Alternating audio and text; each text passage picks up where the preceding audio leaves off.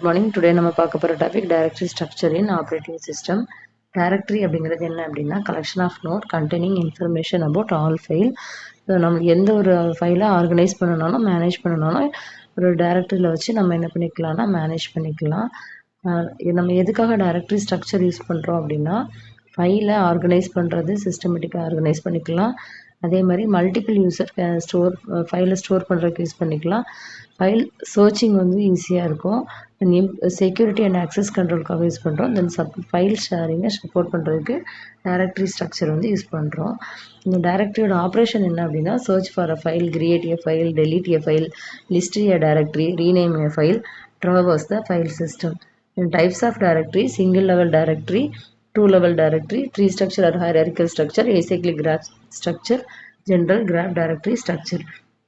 So first one வந்து single level directory. இந்த single level directory அப்படின்னா எல்லா ஃபைலுமே நம்மளுக்கு ஒரே ஒரு டைரக்டரியில் தான் ஸ்டோர் ஆகும். ஸோ இதில் வந்து சப் டைரக்டரி எதுவுமே இருக்காது.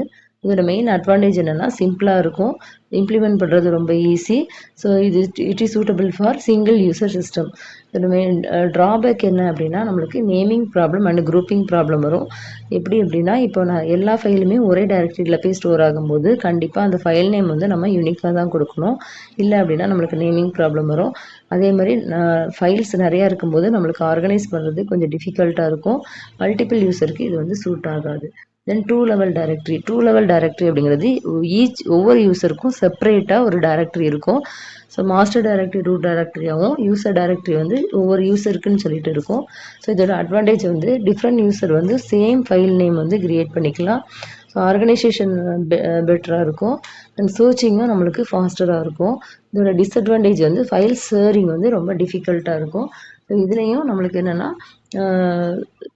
குரூப்பிங் ப்ராப்ளம் வந்து வரும். ஏன் அப்படின்னா இப்போ ஒரு யூசர் இருக்காங்கன்னா அவங்க அதுக்கு கீழே உள்ள ஃபைல்ஸை நம்ம ஆர்கனைஸ் பண்ணணும் அப்படின்னா அவங்களால சப் டைரக்டரி எதுவுமே நம்மளுக்கு கிரியேட் பண்ண முடியாது. Then third one tree structure directory. So இங்கே ட்ரீ ஸ்ட்ரக்சர் டைரக்டரி அப்படிங்கிறது நம்மளுக்கு ஒரு டைரக்டரிக்குள்ளே இன்னொரு டைரக்டரி, அதுக்குள்ளே இன்னொரு டைரக்டரி அந்த மாதிரி இருக்கும். ஸோ இப்போ நம்ம யூஸ் பண்ணுறோம் இல்லையா அந்த மாதிரி உள்ளது எல்லாமே ட்ரீ ஸ்ட்ரக்சர் டைரக்டரி அப்படின்னு சொல்லுவோம். இது வந்து நம்மளுக்கு ஆர்கனைஸ் பண்ணுறது ரொம்ப ஈஸியாக இருக்கும், சர்ச்சிங் ரொம்ப ஃபாஸ்ட்டாக இருக்கும். அதே மாதிரி குரூப்பிங் வந்து நம்மளுக்கு சப்போர்ட் பண்ணும். மேக்ஸிமம் இது வந்து மாடர்ன் ஆப்ரேட்டிங் சிஸ்டம்லாம் நம்மளுக்கு யூஸ் பண்ணுவாங்க.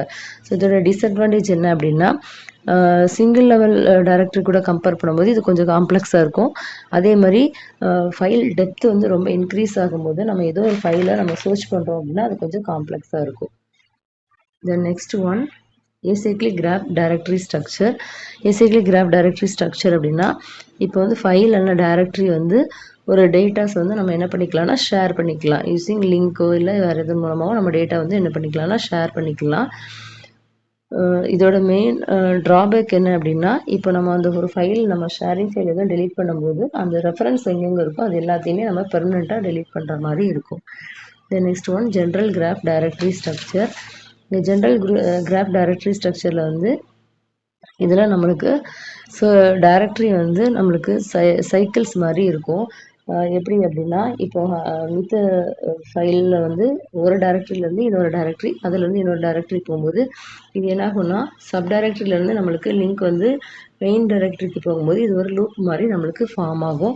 இதோட அட்வான்டேஜ் வந்து நம்மளுக்கு மேக்ஸிமம் ஃப்ளெக்சிபிலிட்டியாக இருக்கும், ஃபைலை வந்து ஈஸியாக ஷேர் பண்ணிக்கலாம். டிஸ்அட்வான்டேஜ் வந்து சர்ச்சிங் வந்து கொஞ்சம் டிஃபிகல்ட்டாக இருக்கும். ஏன்னா இன்ஃபர்மேஷன் வந்து நம்மளுக்கு